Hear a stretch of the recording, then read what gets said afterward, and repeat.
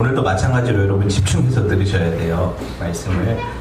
창세기 27장 30절에서 40절 말씀 봉독해드립니다. 이삭이 야곱에게 축복하기를 마침에 야곱이 그의 아버지 이삭 앞에서 나가자 곧 그의 형 에서가 사냥하여 돌아온지라 그가 별미를 만들어 아버지에게로 가지고 가서 이르되 아버지여 일어나서 아들이 사냥한 고기를 잡수시고 마음껏 내게 축복하소서. 그의 아버지 이삭이 그에게 이르되 넌 누구냐? 그가 대답하되 나는 아버지의 아들 곧 아버지의 맏아들 에서로소이다. 이삭이 심히 크게 떨며 이르되 그러면 사냥한 고기를 내게 가져온 자가 누구냐? 네가 오기 전에 내가 다 먹고 그를 위하여 축복하였은즉 그가 반드시 복을 받을 것이니라. 에서의 아버지의 말을 듣고 소리질러 슬피 울며 아버지에게 이르되 내 아버지여 내게 축복하소서 내게도 그리하소서. 이삭이 이르되 네 아우가 와서 속여 네 복을 빼앗았도다. 에서가 이르되 그의 이름을 야곱이라 함이 합당하지 아니하나이까? 그가 나를 속임이 이것이 두 번째니이다. 전에는 나의 장자의 명분을 빼앗고 이제는 내 복을 빼앗았나이다. 또 이르되 아버지께서 나를 위하여 빌복을 남기지 아니하셨나이까? 이삭이 에서에게 대답하여 이르되 내가 그를 너의 주로 세우고 그의 모든 형제를 내가 그에게 종으로 주었으며 곡식과 포도주를 그에게 주었으니 내 아들아 내가 네게 무엇을 할 수 있으랴? 에서가 아버지에게 이르되 내 아버지여 아버지가 빌복이 하나뿐이리이까 내 아버지여 내게 축복하소서 내게도 그리하소서 하고 소리를 높여 우니 그 아버지 이삭이 그에게 대답하여 이르되 네 주소는 땅의 기름짐에서 멀고 내리는 하늘 이슬에서 멀 것이며 너는 칼을 믿고 생활하겠고 네 아우를 섬길 것이며 네가 매임을 벗을 때 그 멍에를 네 목에서 떨쳐버리리라 하였더라. 아멘. 네. 오늘 참된 복을 누릴 자격, 참된 복을 누릴 자격이라는 제목으로 함께 하나님 말씀 나누도록 하겠습니다.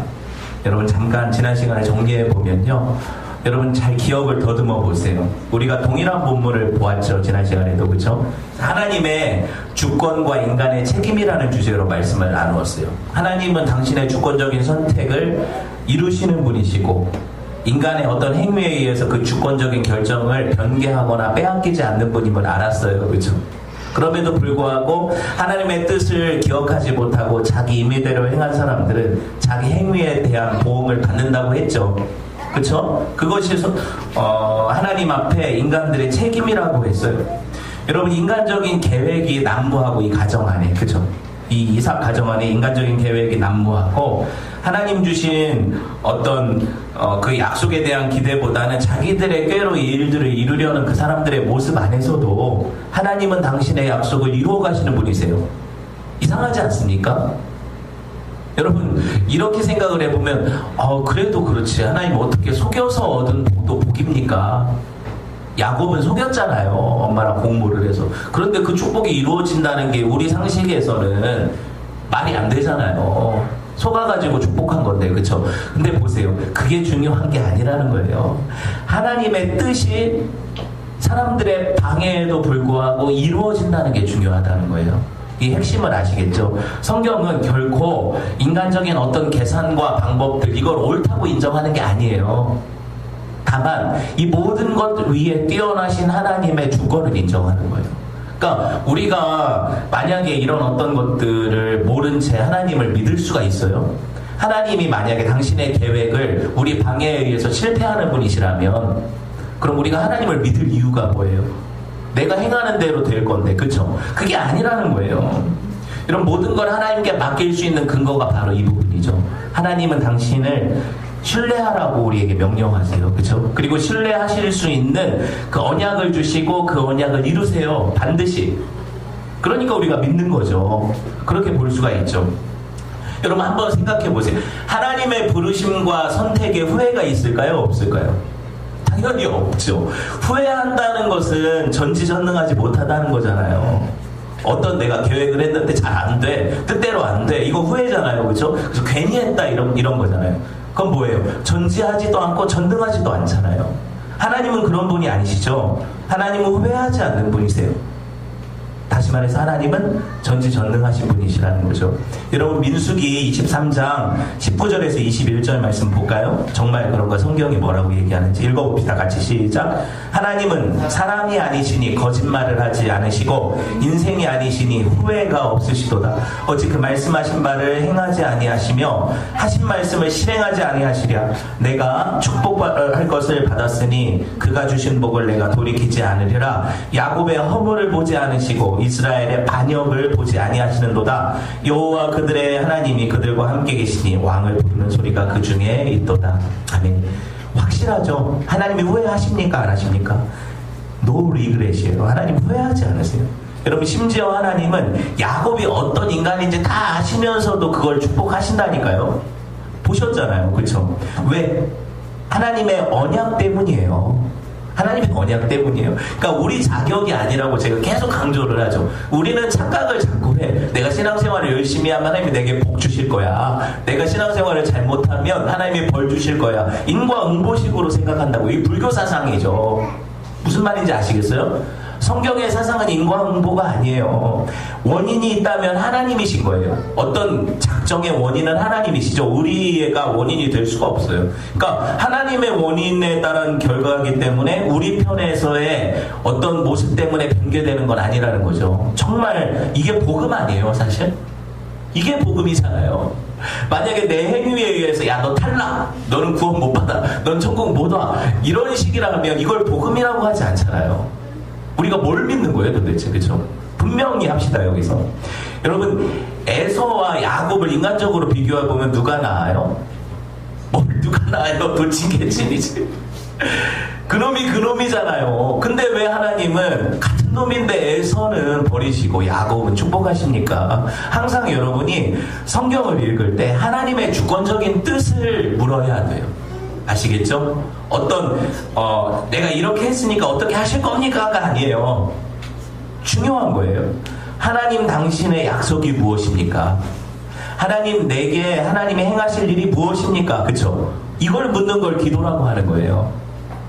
충분히 이해했으리라고 보고 눈빛은 아니지만 여러분들 좀 더 진행을 해야 되니까 여러분 보세요. 하나님의 주권적인 뜻은 형이 아니라 동생인 야곱을 축복하는 것이었고 사람들의 방해에도 불구하고 이 일은 이루어졌고 그쵸? 이걸 볼 때 우리는 하나님은 정말 신실하신 분이시구나. 그 언약을 반드시 이루시는 분이시구나. 그것이 내 상태에 달린 것이 아니기 때문에 이걸 복음이라고 하는구나. 내게는 얼마나 이게 복음이에요. 여러분, 여러분에게 여러분의 상태에 따라 하나님이 대하신다면 천국 갈 사람 하나도 없어요. 자녀로 하나님 앞에 받아들여질 인간이 어디 있어요 우리 가운데? 누구? 도대체 누가? 저? 아니에요. 나 같아도 나 같은 사람은 자식으로 받지 않아요. 내가 하나님이라면. 하나님은 우리 상태가 아니라 하나님의 신실하심에 근거해서 그 약속대로 이루시는 분이세요. 얼마나 안전합니까? 정말 안전하죠. 우리 감정 상태가 어때요? 늘 이 널뛰기 하듯이 뛰잖아요. 내가 오늘 또 신앙생활에 이렇게 한 주간 살아보니까 죄짓고 낭망하고 나 같은 거 이렇게 하는데 하나님은 사랑하신대. 여러분 얼마나 놀라운 복음이에요. 얼마나 놀라운 복음이에요. 여러분 아까 제가 언급했지만 후회란 건 하나님이 하시는 게 아니라 누가 하는 거예요? 사람이 하는 거잖아요. 유한한 인간이 후회를 하지 않습니까? 자기들이 한 일을 뒤돌아보면서 이거 후회스럽다 그러잖아요. 인간이 하는 거예요. 여러분 성경에서 후회하는 사람의 대표로 누가 나와요? 했어요 전에. 에서가 나오잖아요. 에서가 한번 말씀 볼까요? 히브리서 12장 16절에서 17절 읽어봅시다. 시작. 음행하는 자와 혹 한 그릇 음식을 위하여 장자의 명분을 판 에서와 같이 망령된 자가 없도록 살피라. 너희가 아는 바와 같이 그가 그 후에 축복을 이어받으려고 눈물 흘리며 구하되 버림바가 되어 회개할 기회를 얻지 못하였느니라. 보셨어요? 누가 후회를 해요? 에서가 지금 후회를 하는 사람의 대표로 나오죠. 에서가 후회를 하는데 왜 후회를 하는 거예요? 자기가 세상 팥죽에 눈이 멀어가지고 장자권과 바꿨잖아요. 하늘의 장자권과 바꿨잖아요. 그런 모든 인생들의 대표가 에서고 그 에서는 후회하는 인생을 사는 거예요. 여러분 그의 인생관이 뭡니까? 나는 이 땅에 있는 것이 전부라는 거 아니에요. 배웠잖아요. 물질적인 것들이 충족이 되면 이게 끝이야. 더 이상 원하는 게 없어요. 그죠? 그의 선택에 의해서 자기가 그런 자인 것을 나타내는 거죠. 우리 삶이 그래요. 하나님 앞에. 여러분, 언약의 상속권을 잃었다고 지금 후회하고 있는데, 이 에서의 후회는 악어 눈물 같아요. 사실 악어 눈물. 악어 눈물이 뭐예요? 잡아먹을 음식을 갖다 놓고 불쌍하다고 우는 걸 악어 눈물이라고 해요. 지가 잡아먹을 거면서. 거짓 눈물이라는 거죠. 왜 거짓인지는 제가 밝혀드릴게요. 말씀을 통해서. 어찌되었든 내가 내 의지로 하나님을 거부하는 모든 인생들의 대표로 에서가 서 있는 거예요. 불신자라고 하죠. 불신자의 대표로 에서가 서 있는 거예요. 에서는 에서 입장에서 보면 할 말이 많을 거예요. 뭐예요? 야곱이나 나나 뭐가 그렇게 차이입니까? 야곱 저 나쁜 놈 보세요. 저 속이지 않았습니까? 할 말 있죠. 내가 만약에 에서 입장이라면. 근데 여러분 정말 에서가 부인할 수 없는 한 가지가 뭐냐면 자기가 하늘의 장자권, 그 언약의 상속권을 가치없이 여겼다는 거 부인할 수가 없어요. 근데 야곱은 비록 속이고 나쁜 어떤 의도를 가지고 행했다지만 뭐예요? 이걸 귀하게 여겼어요. 그렇죠? 무슨 말인지 아시겠어요? 이걸 귀하게 여겼다고요. 야곱이 어려서부터. 우리는요, 에서 같아요? 야곱 같아요? 여러분 보세요. 아프리카에 그 다이아몬드가 채굴이 많이 되잖아요. 홍보 같은 데서. 그 원석들을 가지고 아이들이, 옛날 목사님들이 예화로 많이 들었던 건데, 원석을 가지고 애들이 공기놀이를 했어요. 놀 게 없으니까. 반짝반짝거리는 그 돌 아니에요, 돌. 걔네들이 볼 때. 그래가지고 공기놀이를 하는데, 유럽의 탐험가들이 아프리카에 갔더니 웬걸 이 귀한 다이아몬드를 가지고 애들이 공기놀이를 하고 있는 거예요. 근데 무작정 착취할 수는 없잖아요. 그래서 꾀를 낸 게 뭐냐면, 사탕 있죠. 사탕을 갖고 이 다이아몬드 원석하고 바꾼 거예요. 사람들이 좋다고 자기가 내준 거고요. 그 아프리카 사람들이. 이게 말이 돼요? 근데 왜 이런 게 가능했어요? 그들은 이 다이아의 가치를 몰랐던 거 아닙니까? 가치를 모르니까, 귀한 줄 모르니까 이렇게 막 바꾸는 거잖아요. 그렇죠? 그리고 만약에 다이아가, 이 사람들이 지혜가 있어서 인터넷 검색해보고, 다이아 한 개면 이런 사탕 수십만 개를 살 수 있다는 걸 알았다고 해보세요. 바꾸겠어요? 안 바꾸겠어요? 안 바꿀 거 아니에요. 여러분, 근데 우리 삶을 보면 똑같아요. 이 아프리카 사람들하고. 무슨 말인지 아시겠어요? 우리가 정말 하늘의 상속권, 이 성도가 누리는 이 신령한 복을 귀하게 여깁니까? 너무 가치없게 여기니까 쉽게 바꾸잖아요. 그쵸? 세상에 맛있는 것들과 얼마나 바꿔요, 우리가. 그러니까 우리는 이 가치를 너무 몰라요. 교회가 성도들을 향해서 해야 되는 말이 뭐냐면, 목사가 설교할 때 이게 얼마나 귀한 것인지를 가르쳐야 돼요.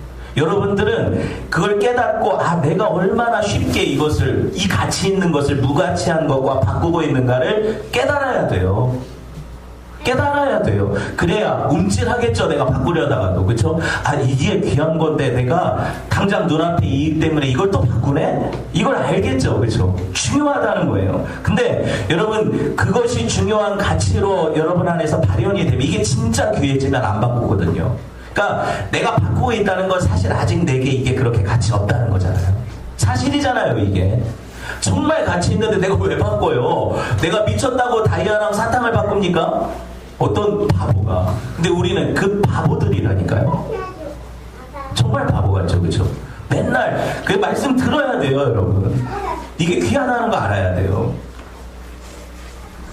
믿음, 신앙, 소망, 이게 무가치예요.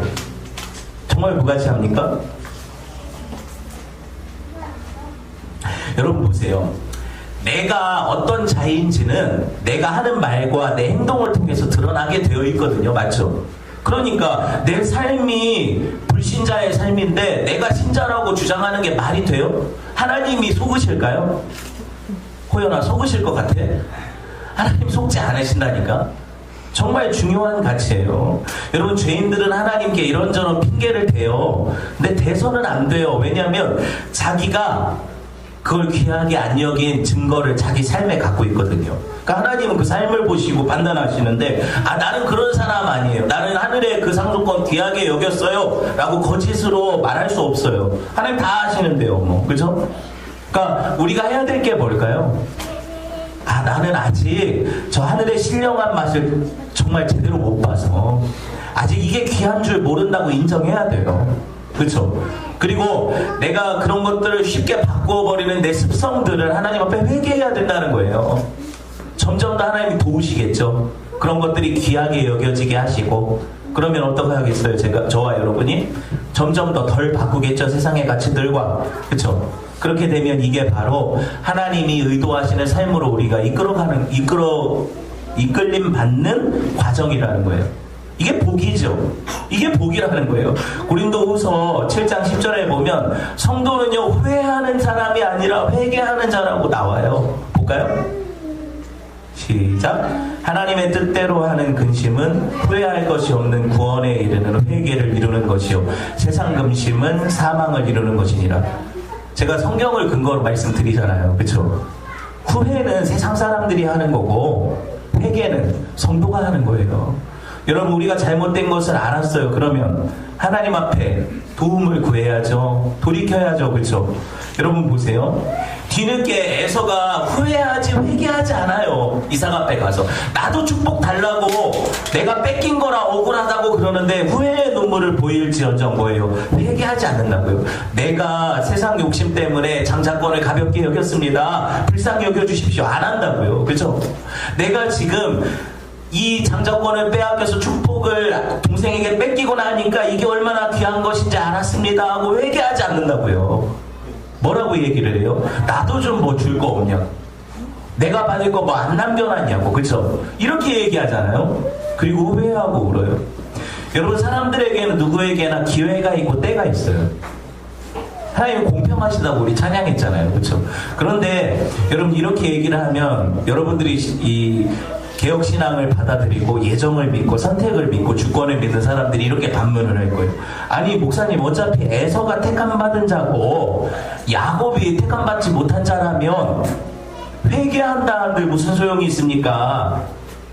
무슨 기회가 있다는 겁니까? 여러분이 이제 좀 신학을 알면 이렇게 아무도 반문을 안 하니까 다행인데 반문할 수 있다고요. 제가 준비해온 거예요. 그냥 준비한 거니까 할게요. 네, 이런 반문을 할 수 있겠죠. 어차피 선택받은 자가 구원받을 거라면 그게 무슨 의미냐고. 논리상으로 맞아요. 우리 논리에 맞는 말이에요. 그런데 보세요. 이거는 우리 논리라는 건 뭐예요? 우리가 경험한 것과 우리가 알고 있는 이성 안에서의 논리예요. 그렇죠? 우리는 크로노스적인 시간을 살고 있어요. 그러니까 과거가 있고 현재가 있고 미래가 있는 시간의 흐름 안에 있죠. 맞죠? 이 안에서 우리가 작정을 이해하잖아요. 예정도 이해하고. 이렇게 이해를 하면 어떻게 이해가 돼요? 하나님이 예정하셨다 그러면 과거 시제로 이해가 되죠. 이해돼요? 그러니까 옛날 어느 시점에 예정하셨고 그 사람들을 선택하시는 과정이 구원으로 나타난다, 이렇게 이해되는 거잖아요. 저와 여러분 그렇게 이해하는 거잖아요. 그렇죠? 이게 이성의 한계라는 거예요. 하나님은 그렇게 갇히신 분이 아니에요. 하나님 앞에 시간의 구애가 있을까요? 없을까요? 당연히 없죠. 왜? 하나님이 시간을 창조하셨잖아요. 그러니까 하나님이 어떤 사람을 구원하기로 작정하시고 예정하신다는 것은 우리가 생각할 때 과거적인 작정이지, 하나님 앞에서는 현재적인 시간일 수 있다는 거예요. 우리 이해성 안에서 현재라고 제가 설명하는 거예요. 이해되셨어요? 왜? 시간 구애가 없으니까 마치 파노라마 필름처럼 보고 계시는 거잖아요. 과거, 현재, 미래를. 그쵸? 그러니까 하나님의 작정이 영원 안에서 되었다는 거, 이거는 다시 말하면 하나님이 우리 입장에서 볼 때 현재적인 작정을 통해서 구원하실 수도 있다는 거예요. 이해돼요, 제 말이? 그런데 우리는 우리 이성 안에서 이게 한계가 있기 때문에 어느 시점에 예정을 해야 그 다음에 행위가 나타나고, 그쵸? 그렇게 선택을 해서 구원받고, 이런 시간의 흐름으로 이해하는 거예요. 이해되셨죠? 그러니까 성경이 얘기하는 구원, 성경이 얘기하는 작정, 이런 것들은 하나님에 대한 우리 생각을 바꾸지 않으면 이해될 수가 없어요. 사실 이 모든 것들을 제가 다 이해할 수 있다고 얘기하는 게 아니에요. 어거스틴이 뭐라고 얘기를 하냐면 하나님의 시간은 영원한 현재라고 했어요. 이게 무슨 말일까? 하나님께는 과거, 현재, 미래가 의미 없다는 얘기거든요. 사람은 아니잖아요. 그죠? 사람은 아닌데 하나님은 지금 작정하시고 지금 구원하시고 지금 그 사람을 선택해서 천국에 드릴 수 있는 분이란 얘기예요. 어렵지 않아요. 근데 여러분 보세요. 저와 여러분은 항상 이 논리적인 구애가 있어요. 이성적인 구애가. 그래서 우리가 피조물이라는 사실이에요, 이게. 그죠? 내가 창조주라면 다 이해되겠죠. 삼위일체가 뭔지, 작정이라는 게 뭔지, 영원이라는 게 뭔지 다 이해될 거 아니에요. 그런데 이해가 안 돼요. 제가 이렇게 열심히 설명을 하지만 여러분들이 저를 쳐다보면서 목사님도 모르면서 뭘 그렇게 열심히 설명합니까? 그럴 수밖에 없는 거예요, 이게. 사람의 한계죠. 그래서 저와 여러분이 인정하는 게 뭐예요? 내 이성의 한계를 넘어선 하나님의 신실하심을 믿는 거예요. 이걸 신앙이라고 하는 거예요. 신앙은 내가 다 이해돼서 따라가는 게 아니에요. 여러분들이 뭘 다 이해를 해서 하나님을 믿어요? 이해 안 되니까 믿는 거잖아요. 내가 다 이해할 수 없으니까, 다 설명할 수 없으니까 그분이 하나님이신 거죠. 맞잖아요? 하나님은 내 이성의 한계 안에서 이해할 수 없어요. 그래서 내가 믿는 거예요, 그분을. 나는 그 당신의 약속을 믿습니다. 하나님의 신실하심을 믿습니다. 이걸 신앙이라고 하는 거예요. 그러니까 불신자들에게는 이게 뭐 어떻게 들리겠어요? 말장난이죠. 불신자들이 들을 때 말장난이에요, 이게. 그런데 우리는요, 믿겨진다니까요. 여러분, 이게 믿어지면 신자라고 하는 거예요. 신기하지 않습니까? 근데 웬걸 저는 이게 믿어진다니까요. 여러분은 어때요? 믿어져요? 분위기가 왜 이래요? 안 믿는 거예요, 지금? 네. 그냥 에서 얘기나 합시다. 네. 에서는 후회하잖아요. 회개하지 않고 후회를 하잖아요. 우리는 후회하는 인생 살아서 안 돼요. 하나님 앞에 잘못이 있을 때 돌이켜 회개해야 돼요. 그쵸? 메타노이아가 무슨 뜻이에요? 회개가. 죄에서 돌이켜 하나님께로 방향을 트는 거예요. 완전히 180도 전환되는 거예요. 이걸 회개라고 하거든요. 여러분, 이 회개는 단번에 이루어져요. 사실 하나님 예수 그리스도 안에서. 그쵸? 그리고 이 회개는요, 내가 회개해서 하나님께 돌아가야지 하고 돌아가는 게 아니에요. 진짜 신기한 게 뭐냐면 회개 또한 하나님이 우리 안에서 하시는 일이라니까요.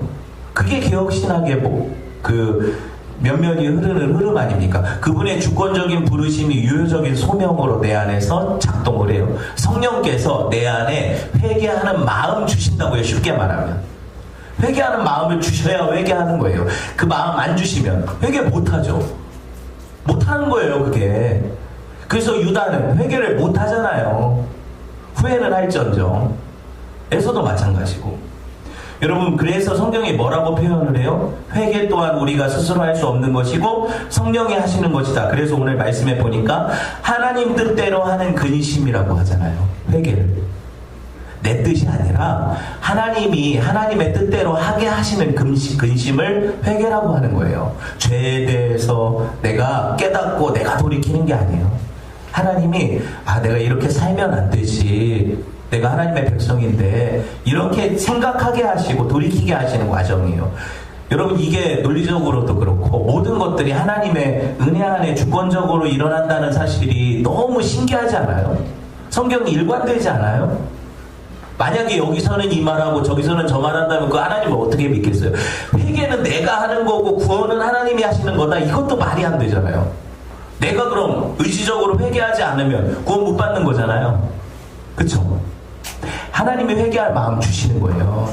그래서 여러분이 내가 왜 이러지? 내가 원래 이런 사람 아닌데 내 안에 자꾸 하나님 앞에 회개의 영이 부어지니까 잘못했다는 마음이 들고 뭔가 찔리고 누가 뭐라고 안 해도 괜히 내가, 맞죠? 그 회개의 영을 부으시는 거예요. 하나님은 동일하세요. 그렇게 역사하시는 거예요. 여러분, 성경은요, 신약에 와서 지금 두 대표를 세워가지고 후회와 회개의 차이를 가르쳐요. 누구예요? 맞춰보세요. 예수님 제자 중에. 그렇죠. 가룟 유다와 누가 있겠어요? 베드로가 있잖아요. 베드로는 회개를 하고 유다는 후회를 해요. 왜 성경이 이런 기록을 남기는지 아시겠어요? 저와 여러분들을 위해 남기는 거예요. 어떻게 할 거냐 이거예요. 여러분 잘 아시잖아요, 이 내용을. 같은 죄인이라도 베드로는 똑같이 죄인이거든요. 예수님 부인한 베드로가 뭘 잘했어요? 수제자라는 게 뭐 좋을 때만 수제자예요. 예수님이 신문당하실 때 다 거부하고 막 저주까지 하면서 예수님을 3번이나 부인했던 그게 누구예요? 베드로잖아요. 근데 얼마나 뻔뻔스러운지 쪼다가 베드로가 예수님이 그 부활하시고 나서 갈릴리 해변에서 고기 잡을 때 나타나시잖아요. 그때 뭐라고 해요? 예수님이신 걸 알고 그 발 아래 엎드려서 예수님이 물어보시잖아요. 아무 말도 못하는 베드로한테 네가 나 사랑하냐 물어보시죠. 베드로가 뭐라고 대답해요? 네, 내가 주를 사랑하는지 당신이 아십니다. 이렇게 얘기하거든요. 창피한 줄도 몰라요. 뭘 사랑을 해서 버렸어요. 그죠? 뭐가 그렇게 사랑이 있어요, 자기 안에 주를 향한. 그런데 얼마나 뻔뻔스럽게 나갑니까, 주님 앞에. 주님이 아시잖아요. 내가 힘없고 두려워서 부인했지만 나 주님 사랑하는 마음 조금이라도 있는 거 아시잖아요. 이게 성도들의 위로라니까요. 여러분 다 똑같잖아요. 하나님 뜻대로 살기 싫은 사람 여기 어디 있어요? 손 들어보세요.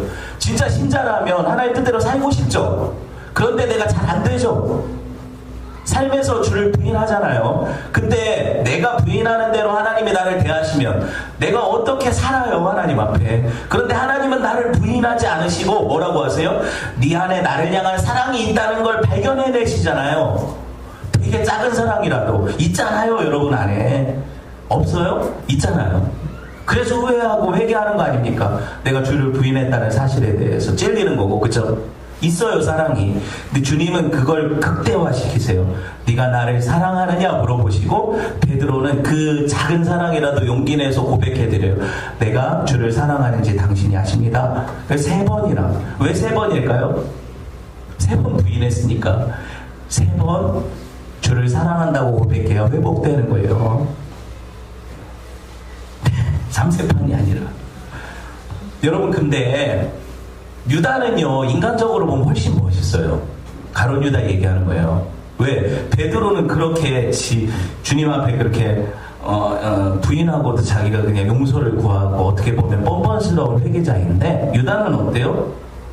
자기가 인정하잖아요. 내가 돈에 눈이 멀어서 내 스승을 팔았다는 거 인정을 하고 그 후회를 한 다음에 그 제사장하고 그 사람들 사두개인들한테 그 돈 예수님 팔아서 받은 그 은화를 가지고 가잖아요. 그래서 야 이거 다시 물릴 수 없냐 그러니까 걔네들이 물릴 수 없다. 네 죄는 네가 받아라 그러잖아요. 그러니까 어떻게 해요? 돈을 한 푼도 안 쓰고 그 사람들을 발에 던져버려요. 그리고 나서 자기가 잘못한 것을 뉘우치고 어떻게 해요? 스스로 나무에 목을 매달아서 자살을 해요. 죽어요.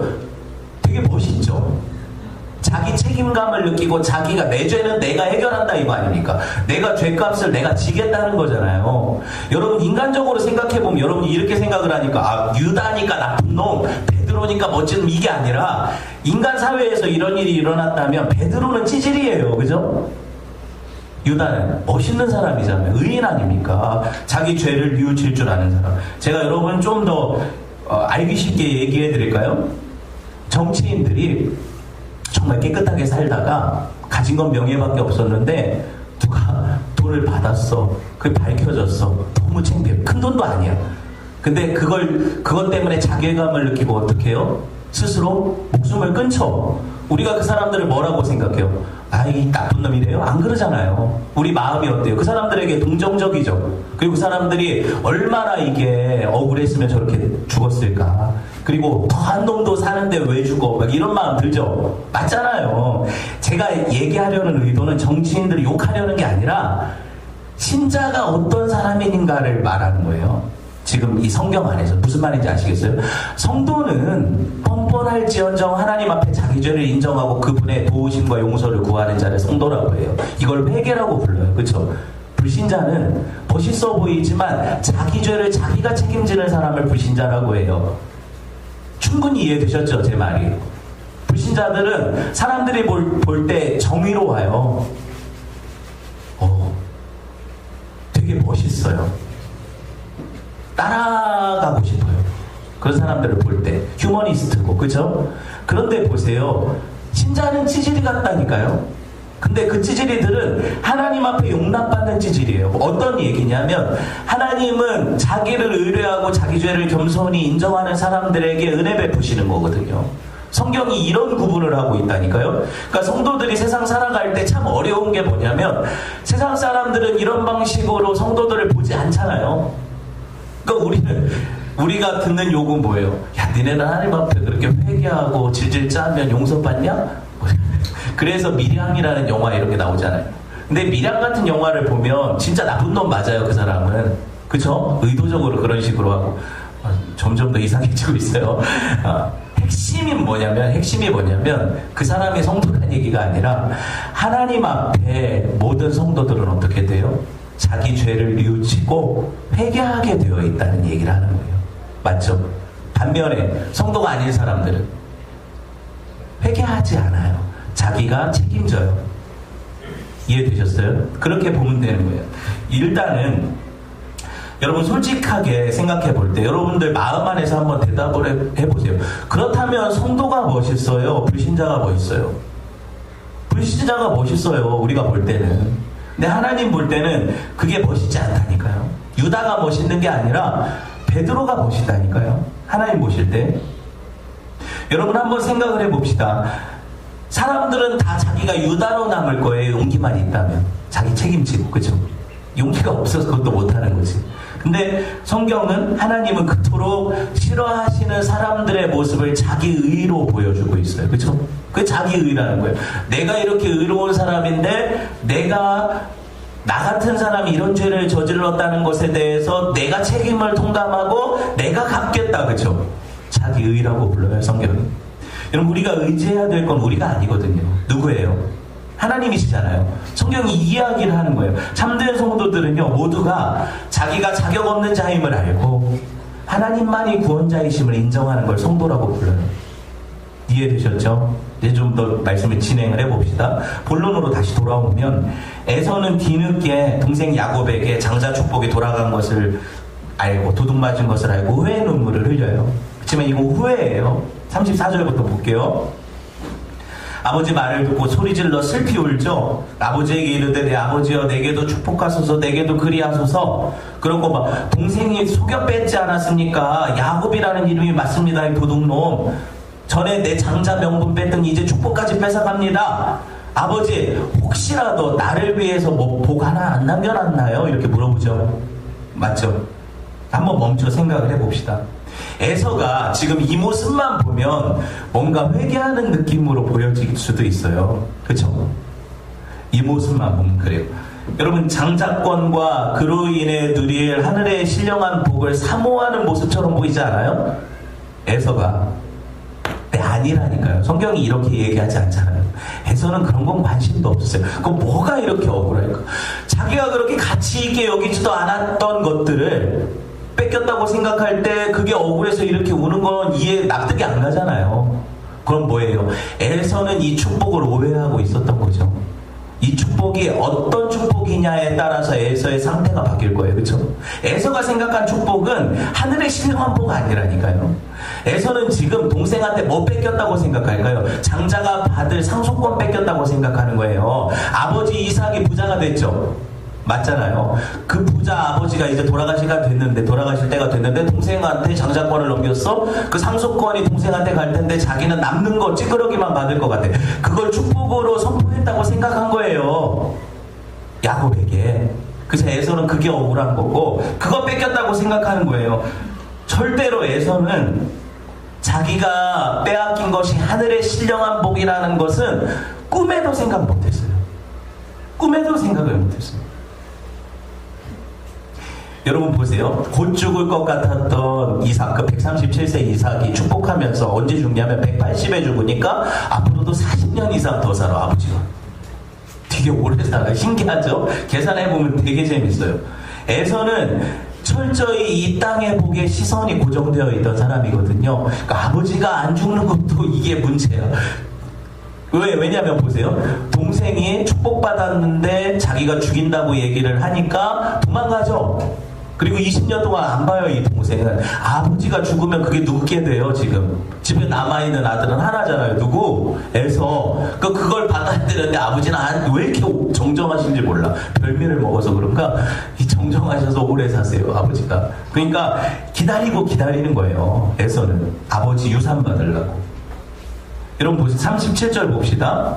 이삭이 뭐라고 얘기를 하냐면 에서한테 내가 그를 너의 주로 세우고 그의 모든 형제를 그에게 종으로 줬으며 곡식과 포도주를 그에게 줬으니 내 아들아 내가 네게 더 이상 뭘 하겠냐 이렇게 얘기하는데 보세요.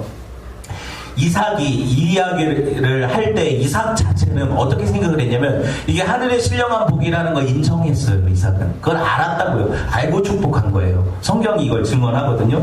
근데 에서는 이걸 몰라요. 그러니까 동상이몽이죠. 장자가 받을 유산만 생각하는 거예요. 그래서 그렇게 들리니까 이 구절이 어떻게 해석이 되겠어요? 포도주, 곡식이 다 동생한테 돌아간다는 건 그 당시에 귀한 그 수입원들이 다 동생한테 물려진다는 얘기로 들었던 거예요. 에서는 이해되셨어요? 그게 그냥 그렇게 물려지는 거. 이게 세상에 있는 물질로 들었다고요. 난 쫄딱 망했구나. 그 동생이 주가 된대 형제들의. 그러니까 나는 종 노릇밖에 못하고 사는 거 아니에요. 그게 억울한 거고 그것 때문에 화가 난 거고 이렇게 되는 거예요. 에서 입장은. 그렇죠? 보세요. 그래서 에서가 뭐라고 얘기를 해요? 38절에 보니까 아버지한테 아버지 복 이거 하나뿐입니까? 이것뿐입니까? 그러죠? 그러니까 이삭이 에서한테 축복한다고 축복한 게 뭐예요? 지금 야곱의 축복을 뒤집어 버리는 거잖아요. 야곱 같은 경우에는 하늘의 이슬의 복을 받고 땅의 기름진 복을 받는데 에서는 뭐예요? 너는 하늘 이슬도 못 받고 너는 땅의 기름진 것도 못 받는다. 뭐 이게 무슨 축복이 이래요? 아니 저 같으면 제가 혜인이한테 그런 축복을 하고 시온이를 축복할 거라면 딴 생각을 했을 거야. 야 너는 운동에 소질이 있으니까 이렇게 해서 이런 복을 받아 이럴 것 같은데 그런 게 아니에요. 지금 뭔가 이상하죠. 앞에 복을 뒤집어서 저주로 만들어 버리잖아요. 네가 놓친 게 뭔지 아냐는 거죠. 다시 에서는 지금 아버지한테 축복받으러 왔다. 지가 뺏긴 게 뭔지만 확인하고 돌아가는 거예요. 이게 누가 하시는 일일까요? 이삭이? 아니요. 이삭 마음은 에서를 사랑했다니까요. 에서 축복하고 싶었을 거예요. 근데 이걸 못하게 하시는 분이 누구냐고요? 하나님이시라는 거죠. 이삭 이거 깊이 깨달은 거예요. 어떻게 깨달았을까요? 내가 내 에서를 축복하려고 다 계획을 세웠는데 하나님이 얘를 착각하게 하셔서 야곱에게 그 복을 다 돌리셨다는 걸 알고 내가 하나님의 뜻을 지금까지 거부하고 부정했다는 사실 때문에 두렵고 떨림으로 이제 더 이상 하나님의 복을 야곱이 아닌 에서에게 돌리려는 내 마음을 돌이켜서 이게 회개죠. 이제 야곱을 온전히 축복해야겠다는 거잖아요. 이 본문 안에 이런 게 들어있는 거예요. 이삭이 그래서 이 복이 정말 하늘의 차원의 복이구나.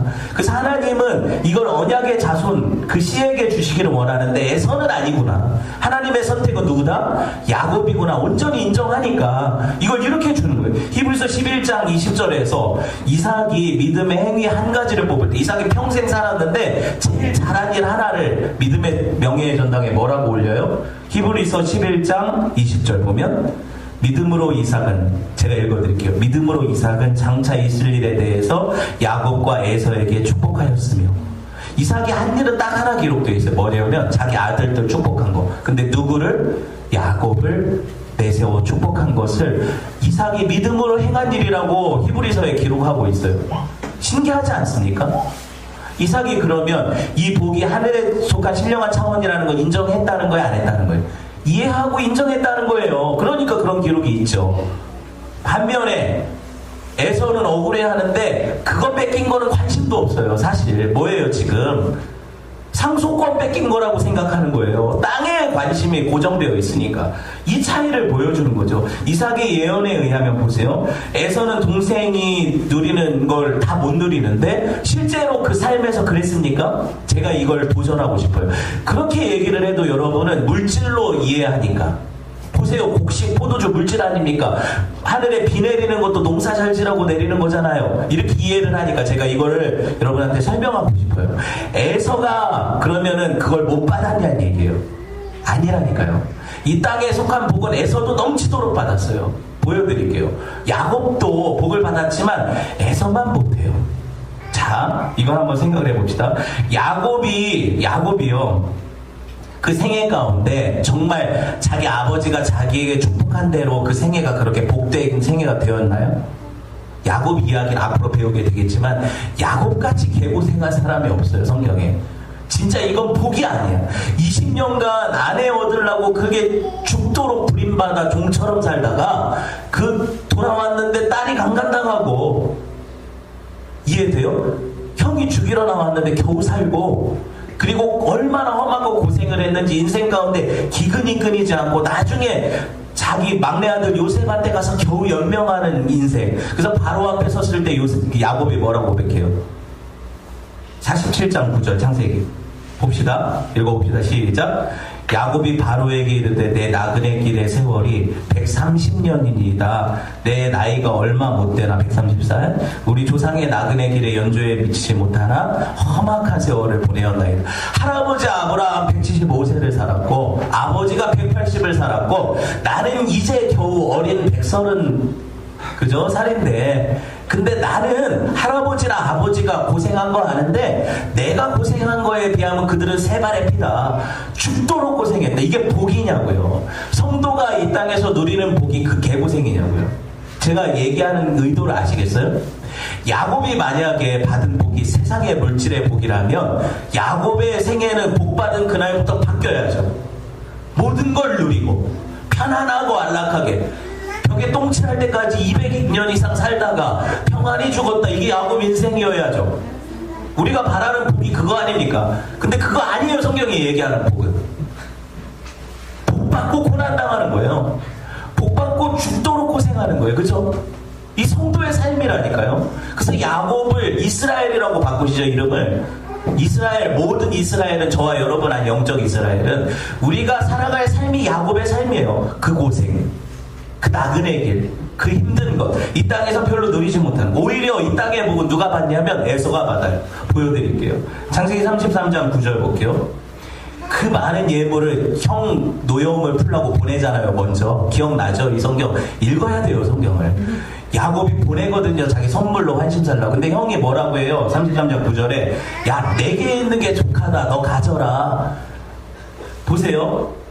만수르가 석유 재벌인데 태어날 때부터 그냥 땅을 파면 석유가 나오는 그 아랍 저희 부호 아니니까 왕가에 이건희 삼성회장을 우리가 존경하고 엄청나게 부자라고 생각하지만 만수르가 삼성회장을 뭐라고 부르냐면 폰파리라고 불러요. 폰파리. 휴대폰이나 파는 거지 뭐 이렇게 이 유머에 나왔던 거예요. 제가 한 말이 아니라. 무슨 말을 하고 싶은 거냐면 진짜 많은 것들을 가진 사람들이 있어요. 맞죠? 태어날 때부터 누리는 세상 사람들이 있다고요. 우리가 100년, 1000년을 살아도 그렇게 돈을 벌어도 절대 그들의 세 발의 피도 못 따라가요. 인정하세요. 그렇죠? 여러분이 아무리 100억, 걔네들은 그냥 가만히 있어도 돈이 붙어요. 눈덩이 굴리듯이. 그렇죠? 그런 사람들을 세상에서 여러분이 성도라고 복받아서 따라갈 것 같아요? 웃기는 소리 하지 마세요. 못 따라가요. 그거는 인정. 에서가 엄청난 부자였어요. 그래서 야곱이 엄청 선물을 보냈는데 이게 뭐야? 너 가져. 너나 가져. 왜? 나는 이미 다 누리고 있거든. 창세기 36장 6절 7절 보세요. 보세요. 읽어봅시다. 시작. 에서가 자기 아내들과 자기 자녀들과 자기 집 모든 사람과 자기의 가축과 자기 모든 짐승과 자기가 가나안에서 모든 재물을 이끌고 그의 동생 야곱을 떠나 다른 곳으로 갔으니 왜? 두 사람이 소유가 풍부해서 함께 거주할 수 없었다. 제가 거짓말하는 게 아니죠. 에서가 그러면 복 받은 거예요? 못 받은 거예요? 에서가 생각하는 복은 받은 거예요. 그런데 진짜 못 놓친 복은 뭐예요? 하늘의 신령한 복이잖아요. 제가 이렇게 설명을 해도 그걸 인정 안 하면 여러분 그냥 돈이나 벌고 사세요. 돈은 벌어야 되고 여러분이 열심히 노력하는 만큼 어느 정도 얻을 수 있어요. 인정. 근데 문제는 뭐냐면 그게 하늘의 약속한 복 아니에요. 이제 충분히 이해되셨죠? 에서도 그런 복은 받았다고요. 야곱도 자기가 노력한 만큼 벌었고 성도라고 무조건 가난한 것도 아니에요. 오해도 하지 마세요. 여러분이 게으르면 가난할 수 있어요. 열심히 일하면 어느 정도 먹고 살만은 해요. 큰 부자는 못 돼도. 그쵸? 그런 거 상관없다는 얘기예요. 진짜 하나님이 말하는 복은 이런 게 아니니까. 진짜 복이 뭐예요? 구원의 복이에요. 하나님을 얻고 누리는 거예요. 하늘의 신령한 것을 유업으로 받는 장자권이라고요. 이거에서는요 1000년만년 노력해도 못 벌어요. 장자권 못 얻어요. 장자권. 왜? 내 노력이 아니니까. 내 의지의 노력으로 얻어낼 수 있는 게 아니니까. 하나님이 그 삶을 통해서 에서는 그 장자권을 거부한 자로 자기가 인정할 수밖에 없게 나타내셨어요. 그죠? 핑계 못 대요. 에서는 내가 싫어서 버렸거든요. 그런데 야곱은 하나님께서 그에게 그런 복을 허락하셨고 이루셨어요. 그 삶에서. 그죠? 이게 성도가 누릴 복이에요. 여러분, 저와 여러분이 이 복을 누릴 것 같아요? 못 누릴 것 같아요? 누려요. 다 누려요. 진짜 성도라면 이 장자권을 누려요. 아니에요, 목사님. 나는 이것도 없고 저것도 없는 것 같아요. 그래서 나 가진 재물 없으나 뭐 이렇게. 근데 여러분, 뒤에 가사는 뭐예요? 내가 남이 못 본 걸 받고 내가 듣지 못한 음성 들었고. 이게 말씀 아닙니까? 내가 받지 못한 사랑, 그 사랑이 뭐예요? 구원의 사랑 아니에요. 자기 아들 주시는 그 사랑. 내가 받았고 이미. 내가 남이 모르는 거 깨달았어요. 뭘 깨달았어요? 하나님이 나에게 장자권을 상속하셨다는 거. 깨달았네. 공평하신 하나님이. 이런 찬양이 성도한테 나오는 거예요. 신기하죠? 하나님은 모든 성도들을 이렇게 대하세요. 사실 할아버지 아브라함이 받았던 복이 이 복 아닙니까? 땅과 자손의 복. 그죠? 그거 다 설명할 수가 없어요. 너무 길어서. 그냥 넘길게요. 스킵. 이삭은 뭐 받았어요? 땅과 자손의 복. 그 복이 뭐라고 했어요? 결국에 하나님이 통치하시는 땅이 가나안이고 그게 성도들이고, 그리고 하나님이 그 통치의 방법으로 누구를 보내세요? 성도들 마음 안에 예수 그리스도를 보내신다고 했죠. 그게 바로 자손이잖아요. 한 씨라고 제가 설명해드렸죠. 제라. 그 제라가 우리 마음에 와서 한 씨가 심겨지면 내가 하나님 통치받는 하나님 나라가 되는 게 이게 장자권이고 이게 언약의 축복이에요. 모든 성도들이 받는 복이라고요. 여러분, 이 복을 누리고 계세요? 말씀을 맺으려고 해요. 여러분, 오늘 야곱이 받은 복이 할아버지가 받은 복과 이삭이 받은 복과 다르지 않아요. 똑같은 복이에요. 보세요. 복이 뭐 27절 보세요. 아버지가 그의 옷에 향취를 맡고 그에게 이르되 내 아들의 향취는 여호와께서 복 주신 밭의 향취로다. 그러고 나서 28절 하늘의 이슬과 땅의 기름짐이며, 성경 보세요. 그리고 풍성한 곡식과 포도주를 내게 주시기 원한다. 만민이 너를 섬기고 열국이 네게 굴복하리니 네가 형제들의 주가 되고 내 아버지의 아들들이 네게 굴복하며 너를 저주하는 자가 저주를 받고 너를 축복하는 자가 축복을 받을 것이다. 아브라함한테도 똑같이 말씀하셨거든요. 너를 저주하는 자에게 내가 저주하고 축복하는 자에게 축복하겠다. 이삭한테도 똑같이 복. 그럼 뭐가 바뀐 게 없는데, 사실 이 복은 동일하다는 거고, 그쵸? 이 복이 상징하는 것 단 하나. 누구예요? 예수 그리스도예요. 이 복을 받게 된다는 거. 모든 성도들이 예수를 받고 예수 안에서 하나님의 자녀가 돼서 하늘의 유업을 유산으로 받는다. 이게 신령한 복이고 모든 성도들에게 공평하게 약속하신 복이다. 그래서 만민이 예수 그리스도를 섬기게 될 거예요. 그쵸? 그분을 인정하는 자는 뭐예요? 복을 받는 거죠. 구원의 복을. 그분을 저주하고 저 사람이 나랑 무슨 상관이야? 예수를 향해서. 그런 사람들은 저주받는 거죠. 자기 결정에 의해서. 이게 탈락되는 거 아닙니까? 그쵸? 다 이 설명이거든요. 아브라함에게 주신 복, 이삭에게 주신 복, 야곱에게 주신 복. 여러분, 포도주는 뭐고, 그러면은 밭의 복은 뭡니까? 예수님이 자기를 향해서 뭐라고 해요? 나는 생명의 떡. 그쵸? 나는 너희를 위해 흘리는 내 피가 포도주. 그쵸? 이 복을 이해하시겠어요? 예수 그리스도를 받는 거예요. 하나도 다르지 않잖아요. 예수님을 누리고 그분을 온전히 아는 복. 이 복을 받는 것이 성도고, 이삭이 받고 야곱에게 전수된 그 복. 똑같은 복. 하나도 다를 게 없죠. 여러분, 말씀을 맺으려고 해요. 여기 숨겨진 복음의 비밀이 하나 있어요. 이렇게 얘기하면 이단 같죠? 정말 신기한 게 있어요. 이게 진짜 깨알같이 재밌어요. 저만 재밌으면 안 되죠. 늙어 눈이 먼 이삭이 눈으로는 아들을 식별하지 못하죠. 그런데 뭘로 식별을 해요? 냄새 맡아보잖아요. 근데 그 냄새를 향해서 맡아보니까 장자로 인정된 거잖아요. 근데 냄새 맡을 때 뭐 입고 갔어요? 야곱이. 누구 옷 입고 갔어요? 형 옷 입고 갔죠. 에서 옷. 복음이 뭐예요? 예수 그리스도로 옷 입고 하나님 앞에 받아들여지는 거잖아요. 그 사람이 야곱이든 어떤 사람이든 상관없어요. 하나님께는 누가 받아들여지는 거예요? 예수 그리스도로 옷 입은 자만 받아들여지는 거예요. 이걸 복음이라고 하잖아요. 이게 놀라운 비밀 아닙니까? 깨알같이 넣으셨어요. 옷 얘기를. 왜 여기서 갑자기? 진짜 신기하지 않아요? 하나님께서 보세요. 오늘 말씀의 제목이 뭐냐면 참된 복을 누릴 자격이라고 했어요. 이제 여러분 이걸 생각해 보세요. 내 자격이 아니라는 거잖아요. 누구 자격이에요? 하나님이 세우신 자 예수 그리스도의 자격을 통해서 우리는 하나님께 받아들여지고 언약의 상속권을 누리게 되고, 이게 복음이잖아요. 이걸 기억하세요. 여러분, 이걸 받아들일 수 있는 자들은 하나님이 후회하게 하시는 게 아니라 회개케 하세요. 맞죠? 그 회개를 통해서 하나님께 나아가는 자들은 뭐라고 해요? 하나님이 내게 오는 자들은 내가 하나도 내쫓지 않겠다, 다 받아들이겠다 하시죠. 이게 복음의 비밀이에요. 호연아, 복음을 들어야 돼요. 생명이 있는 거예요. 우리 오래 살 것 같지만 인생이 그렇게 길지 않거든요. 결정의 순간이 와요. 그때 후회하지 않으려면 회개해야 돼요. 그렇죠? 그런 은혜가 저와 여러분에게 있기를 주님의 이름으로 축원을 드립니다. 우리 함께 우리 교회는 말씀을 길게 잘 들어요. 다행이에요. 주신 말씀 기억하면서 하나님 앞에 내가 내 자격 아니라 하나님의 아들의 자격, 예수 그리스도의 피를 힘입어 나아갑니다. 기도하며 하나님 앞에 회개합시다.